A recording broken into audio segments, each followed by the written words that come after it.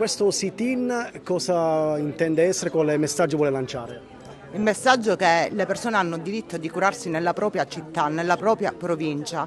Noi abbiamo accolto la denuncia dei malati oncologici della radioterapia. Purtroppo Agrigento è un solo macchinario di radioterapia che non ce la fa a coprire le richieste. Questo significa che si allungano le liste d'attesa e le persone sono costrette ad andarsene in altre province, in altre città. Io direi che la provincia di Agrigento non può essere dimenticata e con forza chiediamo un nuovo macchinario che si chiama acceleratore lineare. Ho mandato personalmente un'email al direttore generale affinché ricevesse una delegazione dai manifestanti. Purtroppo poco fa era qua, di colpo è sparito e quindi siamo entrati e non c'è più. Ma noi non demorderemo, questo è soltanto il primo sit-in, spero che scenderà almeno il direttore sanitario con il quale potremo parlare, perché il diritto alla salute è un diritto garantito dalla Costituzione, perché gli agrigentini si devono spostare per andarsi a curare, noi vogliamo curarci nella nostra città.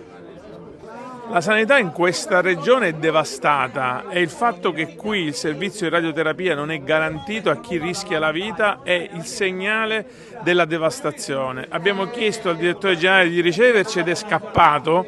Speriamo di poter ottenere risultati nel breve tempo perché lo vogliono i pazienti e lo dobbiamo alle famiglie.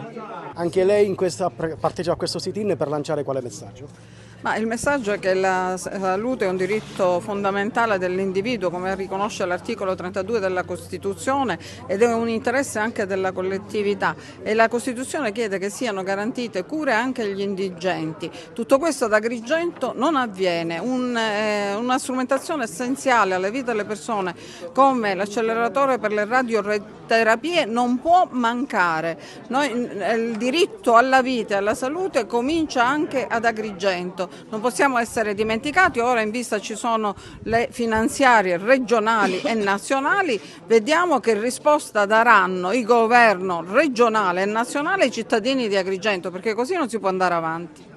Rappresenta un momento importante e un grandissimo valore per la comunità agrigentina e del territorio della provincia di Agrigento. Siamo qui per ribadire e per rafforzare il concetto che la sanità pubblica deve essere accessibile a disposizione di tutte e tutte le cittadine italiane. Siamo qua anche per richiedere con forza che venga potenziata la radioterapia di questo ospedale e io mi sono fatta a tal proposito promotrice e sono prima firmataria di un'interrogazione al Ministro per la Salute per richiedere l'acquisto di almeno altri 2 acceleratori di radioterapia. Per una popolazione di quasi 500.000 abitanti è assurdo che le persone siano costrette a quella che ormai viene definita quasi naturalmente migrazione sanitaria, che però noi istituzioni e chi di competenza e soprattutto il governo regionale e nazionale di destra devono